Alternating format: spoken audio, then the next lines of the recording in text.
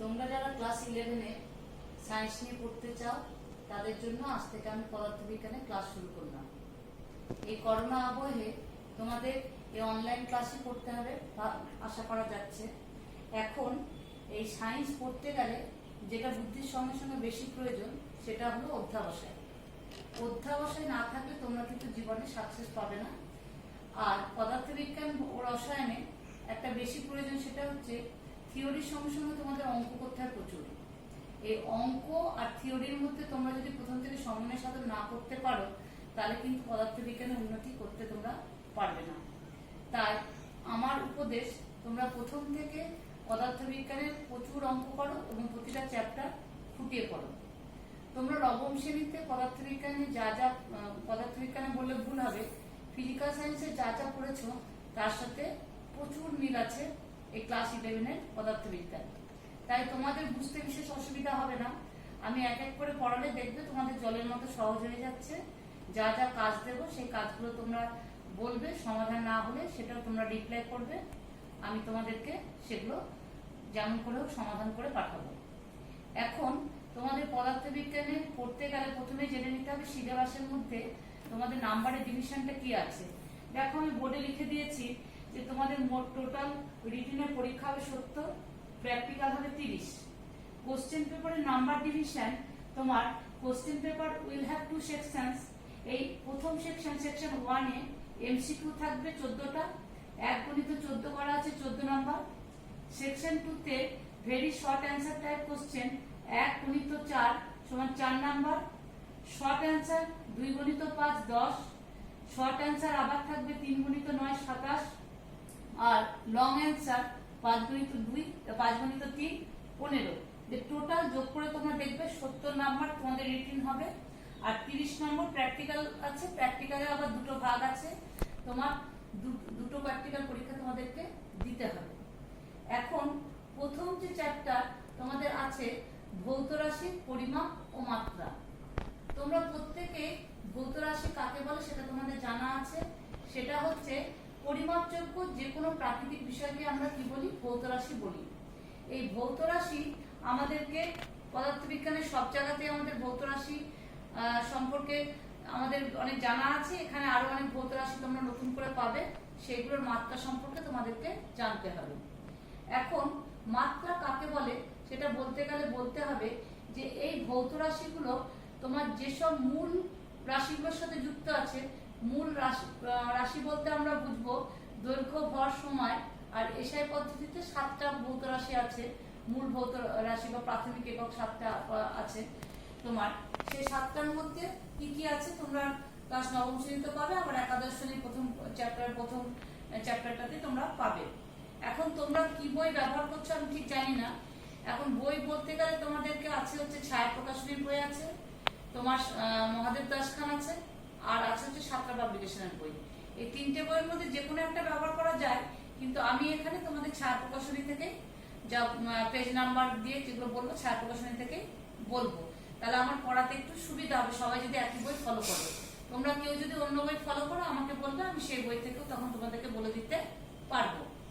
এখন এই ভৌত রাশির মাত্রা বলতে ভৌত রাশিগুলি যেগুলি মূল রাশির সঙ্গে যুক্ত আছে সেই রাশিগুলোকে ঘাতে উন্নীত করে আমরা রাশিমালার সাহায্যে প্রকাশ করব, তাকে আমরা ভৌত রাশির মাত্রা বলবো। এখন ভৌত রাশির যে মূল মাত্রাগুলো সেগুলো আমরা দৈর্ঘ্য, ভর, সময়, সেগুলোকে আমরা কি দিয়ে চিহ্নিত করব। দৈর্ঘ্যকে আমরা এল দিয়ে, ভরকে আমরা এম দিয়ে এবং সময়কে আমরা টি দিয়ে চিহ্নিত করব। এছাড়াও যেগুলো আছে তাপমাত্রাকে আমরা কোনো সময় থিটা দিয়ে অথবা কেলভিন এর কে দিয়ে। আবার তোমার তড়িৎ প্রবাহের মাত্রাকে আমরা একক হচ্ছে অ্যাম্পিয়ার, একে এ দিয়েই আমরা লিখব মাত্রা। এছাড়া আরো প্রয়োজনীয় মাত্রা আছে তোমার মোল, এগুলো সেরকম কাজে লাগে না, তাহলে মোলকে আমরা এম দিয়ে করতে পারি। এখানে যখন লাগবে তখন আমরা সেগুলো বলে দেবো। এবার তোমাদের বইয়ে দেখবে পেজ নাম্বার হচ্ছে তোমার আছে 6, সেখানে একটা চার্ট করে দেওয়া আছে। ভৌত রাশি, অন্যান্য ভৌত রাশির সঙ্গে সম্পর্ক, মাত্রা, আর আছে হচ্ছে এসআই একক। সেই তোমরা চারটা তোমরা পড়বে এবং পড়ে দেখবে তোমাদের যেগুলো জানা আছে সেগুলো অবশ্যই তোমরা পাবে, কিন্তু কিছু কিছু জানা নাই, যেমন ভিনের ধ্রুবক, স্টিফানের ধ্রুবক, তোমার এগুলো জানা নাই। যেগুলো জানা আছে সেগুলো সব তোমরা নিজেরা পড়ে ফেলবে, যেটা বুঝতে অসুবিধা হবে সেটা আমাকে বলবে। এখন এই ভৌত রাশির মাত্রা দিয়ে আমরা ক্লাস 11-এ যেটা করব সেটা হচ্ছে ভৌত রাশির মাত্রা বিশ্লেষণ। ভৌত রাশির মাত্রা বিশ্লেষণ এর মাধ্যমে আমরা ভৌত রাশির এক একক থেকে অন্য একক পদ্ধতিতে রূপান্তরিতকরণ, এটা আমরা শিখবো। 2 নম্বর শিখবো হচ্ছে তোমার ভৌত রাশি, বিভিন্ন ভৌত রাশিগুলোর মধ্যে পারস্পরিক সম্পর্ক নির্ণয়। 3 নম্বর শিখবো হচ্ছে কোন সমীকরণের নির্ভুলতা পরীক্ষা। আর এইগুলো আমরা শিখে ফেলবো, এইগুলো শেখাটাই হচ্ছে আমাদের প্রধান কাজ। আর আগে তো তোমাদেরকে বললাম ভৌত রাশির মাত্রাগুলো আমরা প্রত্যেকে একটা খাতায় লিখে ফেলবো, সে খাতায় লিখে ফেলে আমি পরের দিন তোমাদেরকে একটা দুটো করে জিজ্ঞাসা করতে পারি। এখন কোন ভৌত রাশির এক একক থেকে অন্য এককের পদ্ধতিতে রূপান্তরিত করো সেটা আমি প্রথম তোমাদের দেখাবো মাত্রা বিশ্লেষণের মাধ্যমে।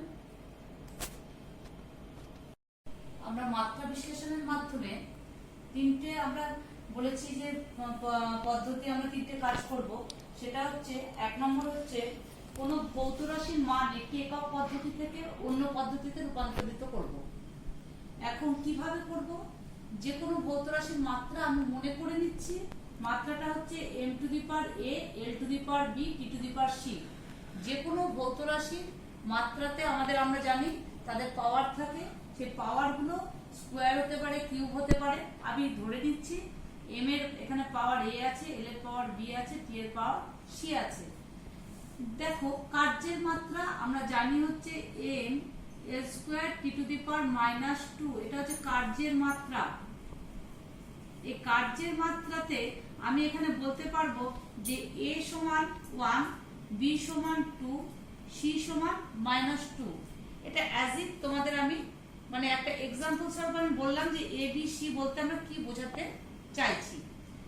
এখন আমি যে কোনো একটা পদ্ধতিতে, মনে করো সিজেস পদ্ধতিতে আমি ধরে নিলাম ভর হচ্ছে m1, দৈর্ঘ্য হচ্ছে l1 এবং সময় হচ্ছে t1, এবং এসআই পদ্ধতিতে আমি ধরে নিতে পারছি ভরকে আমি m2 দিয়ে চিহ্নিত করব, দৈর্ঘ্যকে l2 দিয়ে এবং সময়কে t2 দিয়ে আমি চিহ্নিত করব। এখন যদি আমি লিখতে পারি এটা একটা সম্পর্ক যে n1 m1 to the power a, l1 to the power b, t1 to the power c is equal to n2 m2 to the power a, l2 to the power b, t to the power c। কেন লিখলাম? আমরা একটা example মনে করতে পারি। আমরা যেমন জানি 1 নিউটন সমান 10 to the power 5 dyne, 1 joule সমান 10 to the power 7 আর সেখানে 1 নিউটন সমান 10 to the power 5 dine. n1 কে আমি ধরেছি সিজেস পদ্ধতি, 1 গুলো সব সিজেস, 2 সাফিক্স গুলো সব এসআই পদ্ধতি। তাহলে n1 সমান যদি 1 হয় তাহলে তোমার n2 সমান হবে 10 to the power 5। যদি আমি বলের দুটো এককের মধ্যে আমরা এক একক থেকে অন্য এককে রূপান্তরিত করতে চাই, যদি আমি কার্যের ক্ষেত্রে বলি 1 জুল সমান 10 to the power 7 আর সেক্ষেত্রে n1 সমান হয়ে যাবে অবশ্যই 10 to the power 7, n2 সমান হয়ে যাবে 1। কেননা n2 টা হচ্ছে এসআই পদ্ধতি আমি এখানে ব্যবহার করতে চাইছি, n1 টাকে আমি সিজেস পদ্ধতি ব্যবহার করতে চাইছি। এবার এই সম্পর্কটা আমি ইজিক্যাল টু করে নিয়ে লিখে রেখেছি। এখন তাহলে m2 ইজিক্যাল টু কি হবে? m1 by m2 to the power a, l1 by l2 to the power b, t1 by t2 to the power c। এখন আমরা এক পদ্ধতি থেকে অন্য পদ্ধতিতে আমি রূপান্তরিত করতে চাইব। মনে করি যে 1 জুল সমান আমি জানি না কত আর সমান n আর আমি লিখে রাখলাম, কত আর আমার জানা নাই, আমি এই সমীকরণটা ব্যবহার করে আমি করব। তাহলে আমি এখানে করব n আর, সেটা সিজেস পদ্ধতিতে। তাহলে n ইজ ইকুয়াল টু, আমি কিন্তু বলছি আমি 1 সাফিক্স গুলোকে সিজেস পদ্ধতি ব্যবহার করেছি আর 2 সাফিক্স গুলোকে আমি সব এসআই পদ্ধতি ব্যবহার করেছি। এখন n টা আমি জানতে চাইবো হচ্ছে সিজেস পদ্ধতিতে কত আর। তার জন্য আমার এই সমীকরণটা উল্টে যাবে, উল্টে গিয়ে আমি লিখব m2 by m1 to the power a, l2 by l1 to the power b আর t2 by t1 to the power c। এখানে 1 n2 সমান হচ্ছে 1, কারণ n সমান কত আর আমি জানি না, কিন্তু 1 জুল তোমার n2 এর মান হচ্ছে 1। এবার আমি এখানে বসিয়ে দেব m2 কে। আমরা জানি m2 হচ্ছে তোমার এসআই পদ্ধতি, এখানে ভরের একক কি 1 কেজি, আমি কেজি বসিয়ে দিলাম। এখানে m1 সমান কত, m1 সমান আমার জানা আছে 1 গ্রাম টু দি পাওয়ার a। এখানে l2 টু দি পাওয়ার কত হবে, l2 হচ্ছে দৈর্ঘ্যের একক, সমান কত বসাবো আমি, দৈর্ঘ্য মানে হচ্ছে আমার এখানে মিটার, মিটার লিখলাম, আর এটা হচ্ছে 1 centimetre to the power b। আর t2 তোমার হচ্ছে সময় সেকেন্ড, এখানেও সেকেন্ড c। তার আগে আমি যেহেতু এখানে 1 জুল সমান n আর আমি বসাতে চাইছি, আমি কার্যের মাত্রা আগে থেকে লিখে রেখেছি m square t to the power -2, অর্থাৎ a এর ভ্যালুটা আমি লিখতে পারবো a সমান হচ্ছে 1, b সমান হচ্ছে কত 2, আর c সমান হচ্ছে কত -2। এটা আমরা জানি এক্ষেত্রে। তাহলে আমি বসিয়ে দিচ্ছি 1 কেজি সমান কত আমি জানি 1000 গ্রাম ডিভাইডেড বাই 1 গ্রাম। a সমান কত 1, 1 মিটার সমান কত 100 সেন্টিমিটার বাই 1 সেন্টিমিটার, b সমান কত বলা আছে 2, s 1 সেকেন্ড বাই 1 সেকেন্ড, কোনো অসুবিধা নাই, c সমান -2। অতএব এটাকে নিয়ে আমার কোনো চিন্তা নাই, সময় যেহেতু রূপান্তরিতকরণ নাই, তাই আমি কিছু করতে তোমার চেঞ্জ করতে, এক্ষেত্রে আমার কিছু চেঞ্জ করতে হবে না, ঘাত বা পাওয়ার যা থাকুক, যা থাকবে থাকুক। এখন আমি কি করব, আমি তোমার এটা করছি, তোমার ইজিক্যাল টু আমি লিখব 1000 থেকে গেল, তার মানে 10 কিউব ইনটু এদিকে বাম পাশে আছে কিন্তু n, 10 কিউব এদিকে আছে কত 100, মানে 10 স্কয়ার এর স্কয়ার ইজিক্যাল টু কত চলে এলো 10 কিউব ইনটু 10 টু দি পাওয়ার 4 সমান 10 টু দি পাওয়ার 7 আর হলো। তাহলে আমি জেনে গেলাম যে 1 জুল সমান কত আর, 1 জুল সমান 10 টু দি পাওয়ার 7 আর, এটা আমার প্রমাণ হয়ে গেল। তোমাদের কাজ থাকবে এইভাবে বার করবে 1 নিউটন সমান কত ডাইন, 1 নিউটন সমান কত ডাইন, এটা তোমরা বার করে করবে, এটাই তোমাদের কাজ। আর 1 এইচপি সমান হর্স পাওয়ার সমান 746 ওয়াট, এটাও তোমাদেরকে বার করতে আমি কাজ দিলাম। তোমরা বার করে আমাকে পরের দিন এই কাজটা দেবে, না পারলে আমাকে অবশ্যই বলবে। এবার দ্বিতীয়তে চলে গেলাম, সমীকরণ মাত্রা বিশ্লেষণের মাধ্যমে কোন সমীকরণের নির্ভুলতা প্রমাণ। দ্বিতীয় টপিক হচ্ছে সমীকরণের মাধ্যমে কি প্রমাণ, সমীকরণের মাত্রা বিশ্লেষণের মাধ্যমে সমীকরণের নির্ভুলতা প্রমাণ। নির্ভুলতা প্রমাণ করতে গেলে আমরা স্মৃতিবিজ্ঞানে, তোমরা কিন্তু এই চ্যাপ্টারগুলো পড়েছো, নিউটনের গতীয় সমীকরণের আগে যে কতগুলো সমীকরণ পড়েছো, সেটা হচ্ছে v = u + at, s = ut + half at square. 3 নম্বর হচ্ছে তোমার v² = u² + 2as, আর তোমার s suffix at = u + half a 2t - 1। এই সমীকরণের বাম দিকে যা আছে মাত্রা বিশ্লেষণের মাধ্যমে দেখাবো, ডান দিকেও তাই আছে। আমি একটা করে দেখাচ্ছি তোমাদের, এই দ্বিতীয়টা তোমরা বাদবাকিগুলো করে দেখবে, যদি হয় তাহলে তখন আমাকে, যদি না হয় আমাকে তখন বলবে।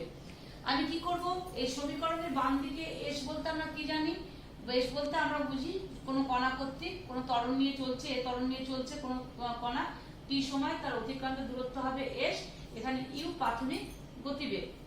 এখন s এই সমীকরণের বাম দিকে কি আছে, লেফট হ্যান্ড সাইডে কি আছে, অতিক্রান্ত দূরত্ব s, তার মাত্রা কত, তার মাত্রা অবশ্যই হচ্ছে l। রাইট হ্যান্ড সাইডে আছে তোমার কত, রাইট হ্যান্ড সাইডে আছে হচ্ছে ut + half at স্কয়ার।